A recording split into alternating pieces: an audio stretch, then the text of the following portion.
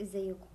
في بيوت كتير فيها الست والراجل عايشين مع بعض، بس لا هزار ولا ضحك ولا فضفضة ولا كلام ولا ان هم يفكروا مع بعض يبنوا المستقبل، مصابين بحاجة اسمها الصمت الزوجي. المشكلة ان الصمت الزوجي ده مش بيجي بعد خناقة كبيرة، لا ده بيجي بعد كلمة ما اتقالتش او زعل ما اتشرحش او مشكلة اتعادت كذا مرة وما لقولهاش حل.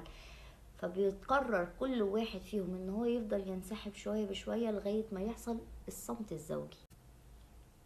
يعني الست تقول ما هو مش بيسمعني، والراجل يقول انا كل ما اتكلم هفضل اتلام، فبيبتدي كل واحد يقول خليني ساكت احسن، لغاية ما الفجوة تكبر والمساحة تكتر ويحصل الصمت.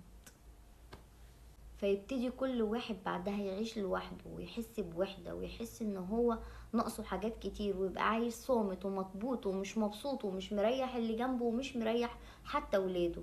فليه نعمل في بعض كده؟ ليه ما نتكلمش مع بعض ونشرح لبعض وجهة نظرنا ونتكلم في مشاكلنا حتى لو صغيرة؟ اني وجهة نظري وافهمك وجهة نظرك من غير ما نلوم بعض ولا نعاتب بعض ولا نحسس بعض ان انت قليل وتفكيرك مش قد تفكيري. اول حاجه لازم تعملها الست عشان تتخلص من الصمت الزوجي بتاع زوجها ان هي تساله عن يومه حتى لو بسيط وما فيهوش حاجه مهمه، وتبتدي تتكلم معاه في تفاصيله وفي احاسيسه وفي مشاعره، وهو بيحس بايه من ناحيتها بيحس بايه من ناحيه الاخر.